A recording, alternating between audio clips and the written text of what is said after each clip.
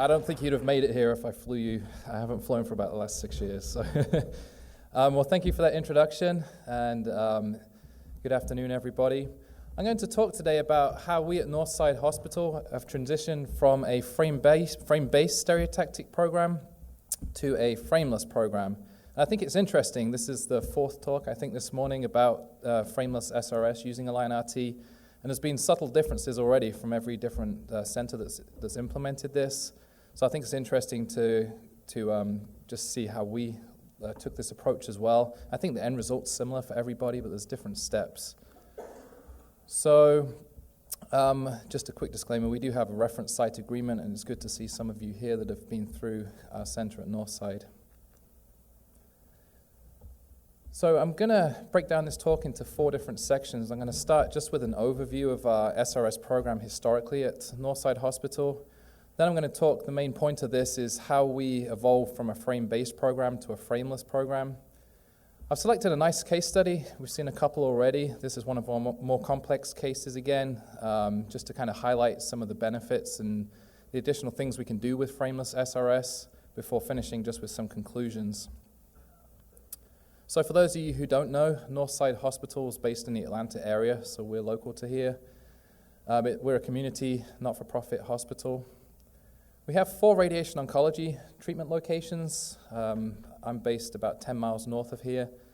Between these 4 centers, we have 9 Varian Linacs. We're getting a new TrueBeam later this year. We also currently have 3 Align RT systems between these centers. Again, we're getting another system later this year and hopefully a 5th sometime next year. So our program at Northside with respect to SRS is about 10 years old now. The first probably 8 years of that, we had a frame-based SRS program. So we used Brain Labs equipment. You can see here a picture of the head ring. We treated these patients on our Trilogy at 2 of our locations. And we use Brain Labs iPlan treatment planning system for these kind of treatments. Typically, we'd treat up to maybe 4 lesions with separate isocenters. Each isocenter had 5 or 6 treatment arcs, either cone-based or MLCs with dynamic conformal treatments. And that would take about 20 minutes per isocenter to treat. We were lucky enough a couple of years ago to purchase and receive a brand new Varian TrueBeam and Align RT system. And one of our early goals, once we had this system, was to implement a frameless SRS program. So we can kind of start from scratch here because we got all the components at the same time, and it was a good opportunity for us to kind of embrace this new technology. So as part of our purchase, we also acquired the SRS module that came with this 3 degree of freedom head adjuster board here. We do not have the robotic couch top. So I'm going to kind of talk through the steps. We've seen a bit about this already. Clearly, we know for treating brain mets is what I'm primarily going to concentrate on. We know that SRS can achieve high rates of local control, and even in certain settings, we can get improved survival rates.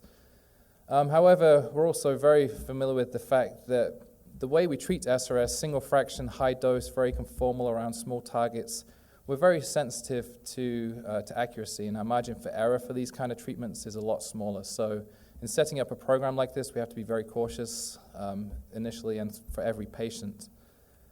Historically, and I think you could argue the gold standard until recently for treating stereotactic patients was to use the head frame, and certainly that's the approach we took. But with the advent of more accurate imaging and more available onboard imaging with Linacs, I think now the transition is definitely, we've seen this morning, is shifting towards performing more IGRT for these kind of treatments. So using our onboard imager and Align RT, it's actually been demonstrated we have equivalent accuracy to both frame-based Linac treatments and also to Gamma Knife with respect to local control and overall survival. There's several studies looking at that. So I've broken down our steps to implement a program into basically these 5 different points here. I won't spend too long on the commissioning, just for the non-physicists in here. But we're going to go through commissioning, setting up our QA program, which I think is interesting also with Align RT. Everyone has a slightly different approach to this. And then go into the patient-specific components, how we immobilize our patients. The treatment planning now is very different for us. We have a different treatment planning system we can use. And then ultimately how we localize, immobilize, and treat the patient I'll take a little bit of time on that. And I think that fifth point is really the point that we've kind of adapted most as our program's grown, and we kind of learn from events like this how other people are doing it and just our own experiences. So I promised I wouldn't speak long about this, but I think it's important to note that when you commission a new program, a stereotactic program, your tolerances for a lot of these independent systems are clearly tighter than you would for a conventional program. But I think the key point I really want to highlight is that when you treat a patient, you're not using these systems in an isolated fashion.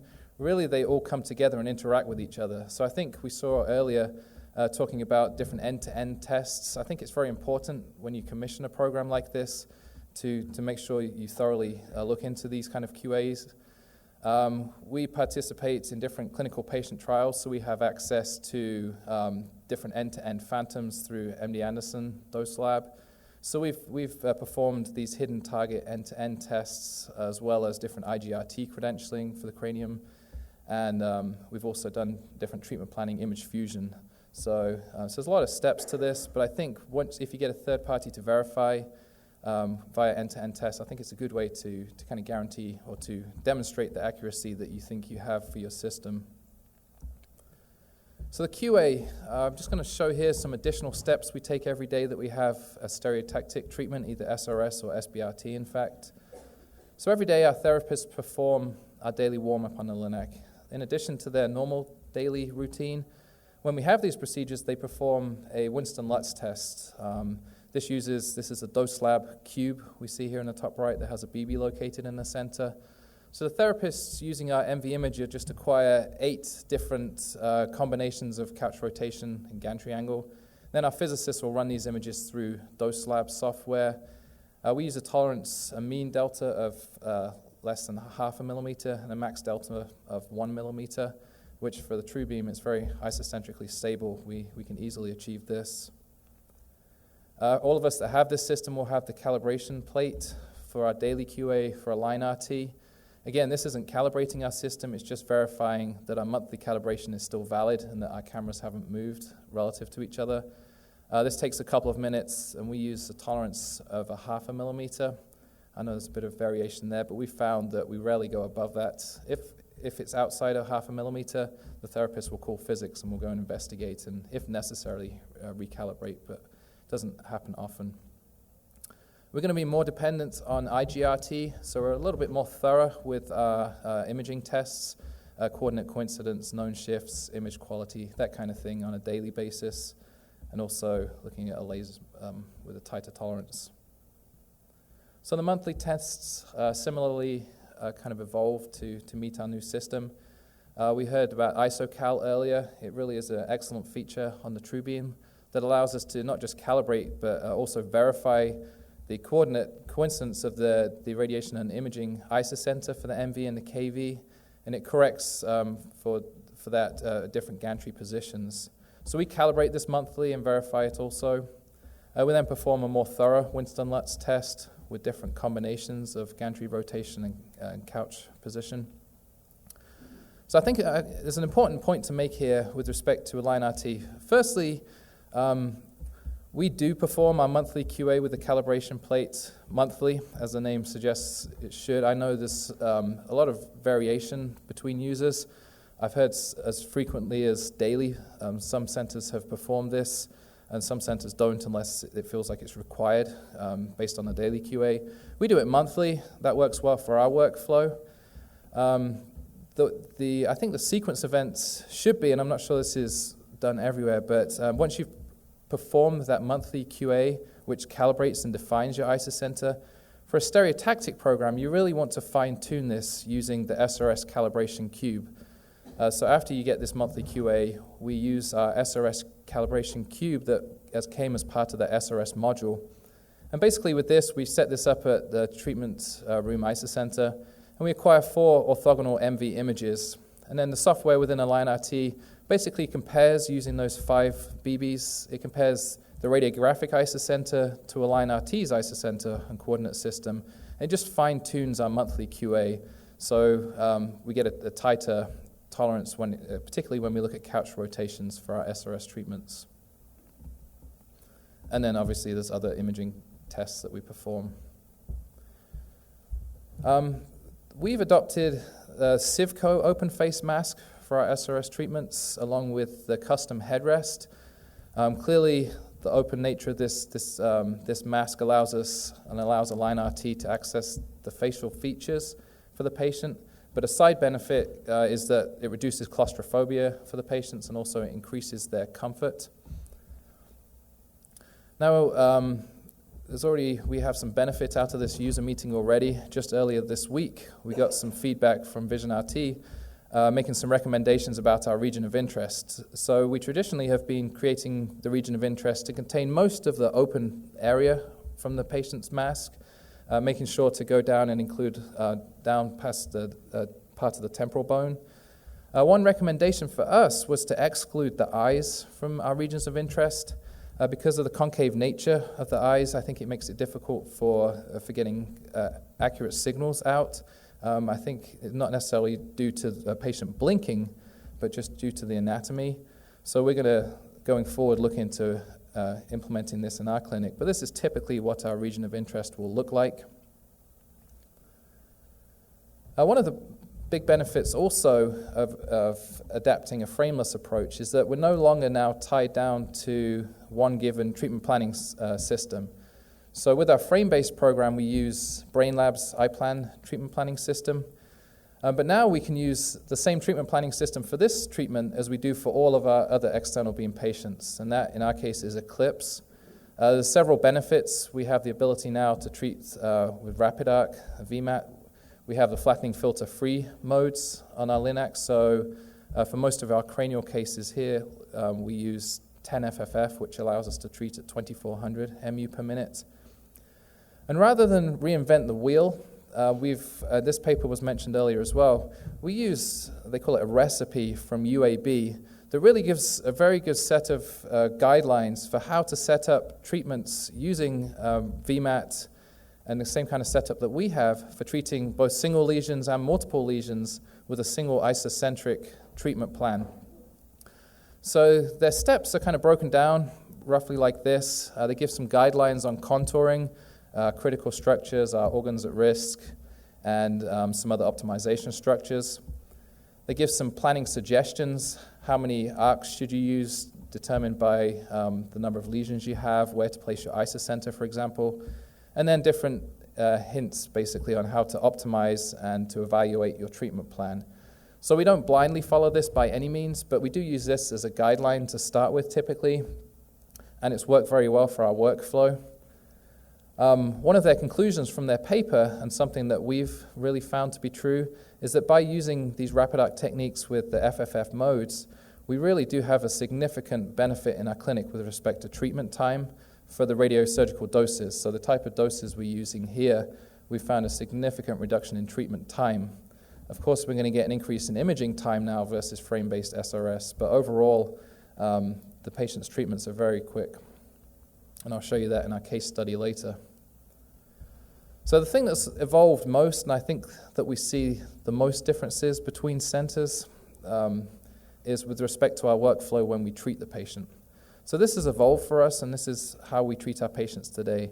So one of the concepts we have is to treat our SRS patients with a similar workflow to our other external beam patients, and this is a good example of that. So we position our patients, firstly we put the mask on the patient before we use Align RT. Our rationale for that, and we've tried it the other way we heard earlier, where we first line the patient up before putting the mask on. For us, we've found that if the patient's comfortable in their mask and gets into a comfortable position, they're more likely to maintain that position throughout treatment. So we'll position them first in their mask. We'll use our shift sheet with marks from CT to get the patient in the approximate treatment position. And then we'll go ahead and use our 3 degree of freedom head adjuster board to really fine-tune the patient's position based on our reference ROI. So you can see here we can get a very accurate setup at this point. We can have about 1/10 of a degree rotation accuracy. And using the couch, we get readouts again to about 1/10 of a millimeter. So before we ever start imaging the patient, we can line them up closely.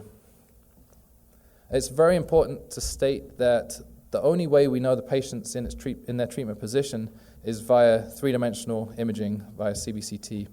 So the Align RT helps get us close, and it's going to assist, as you'll see in a minute, with positioning the patient and making shifts. But the CBCT is the gold standard for setting up the patient. So we acquire the CBCT, and then we thought we were quite clever doing this, but it turns out everyone else is doing this as well. But basically, we apply the 3D auto match, and the one difference I haven't heard mentioned yet was that even though we don't have the robotic couch, we use the algorithm to tell us what pitch and roll adjustments are recommended also. So you can see down the bottom there, it's a little hard to see, but we have a printout directly from the screen, the rotation, pitch, and roll. The little asterisk says that we can't make this automatically.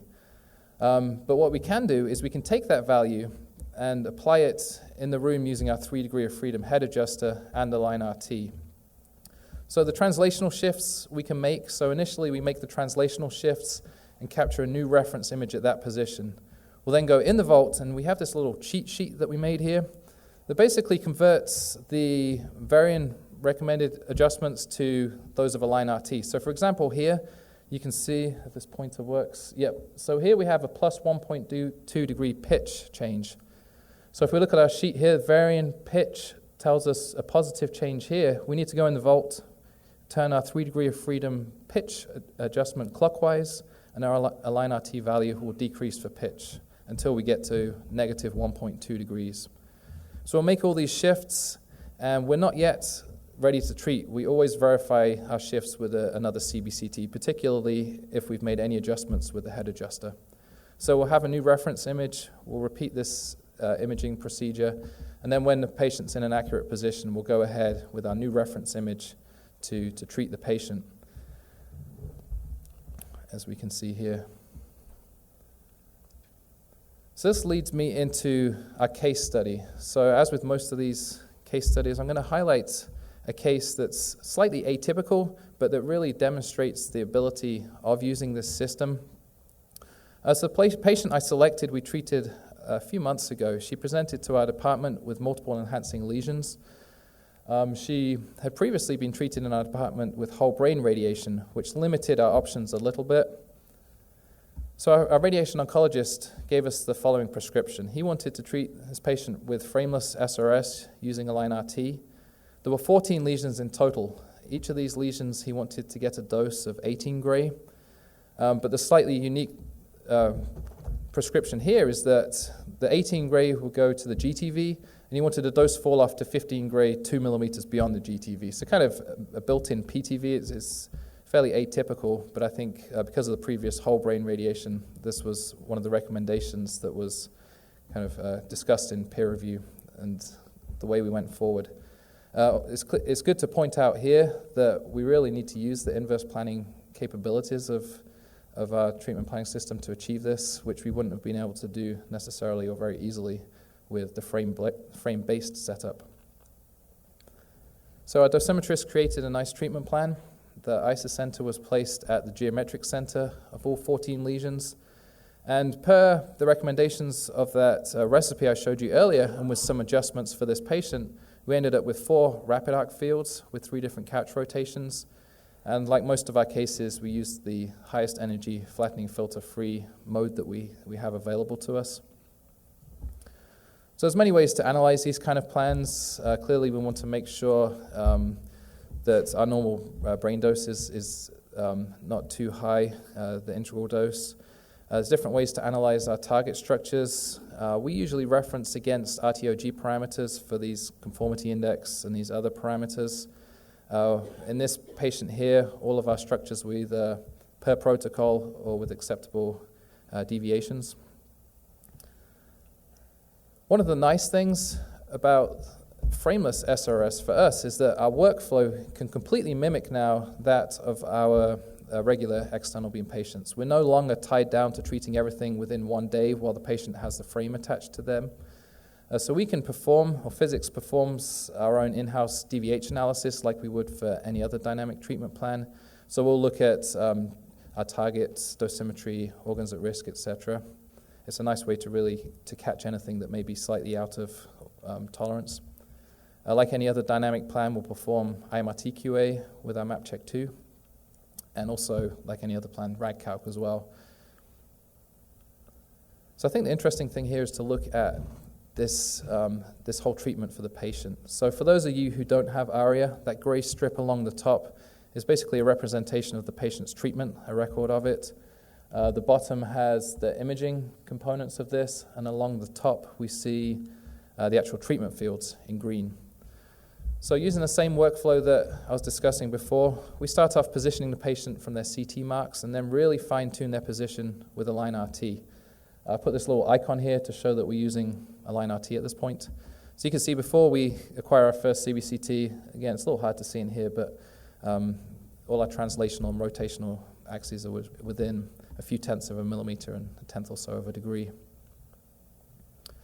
Now we use our image guidance. Again, I have this little icon here because I think this is an important step. Not every patient remains still in their mask and in the treatment position. And this is a good kind of a test period for this patient while we're performing CBCT to make sure that they can maintain the same position. So even though we're not treating the patient, we want to make sure that they can stay steady and they're not drifting. For the cases where they do drift, we can maybe sit the patient up, get them comfortable again in the mask, and then start over. But before we ever start treating the patient, we know whether they're a good candidate to be able to maintain the position. So with CBCT, we get our 3D auto match to bone, and then we make these shifts with our 3 degree of freedom head adjuster. Again, it's tricky to see, but our pre-treatment CBCT, the recommended shifts that we verify manually are all within about a tenth of a millimeter and about a tenth of a degree. So it's very important. We usually, for these cases where we have multiple lesions, before we, with a single isocenter, we normally do kind of a back-of-the-envelope calculation. How much would one of our distant lesions, how much would it be affected by a half a degree rotation, for example? So we have in our mind, before we start this treatment, how accurate we need to be for each patient. If it's a single lesion, single ISO treatment, we can maybe be a little less precise with the setup. But for a case like this, we need to be as close to being perfect as we can, given all the uncertainties within the system. And then we treat using Align RT monitoring, and we create our new reference image. Every time we shift the patient off of imaging for both SRS and anything else, we'll capture a new reference image, and that'll track the patient as our standard. So I took screenshots at each of the different couch rotations.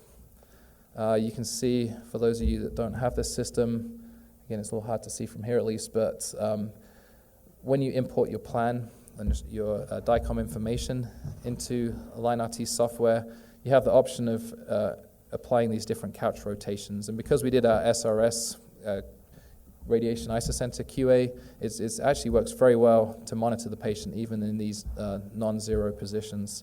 So you can see throughout the entire treatment from these snapshots, really the maximum deviation we saw for this patient was at a couch rotation of about 45 degrees, and that was about a half a millimeter.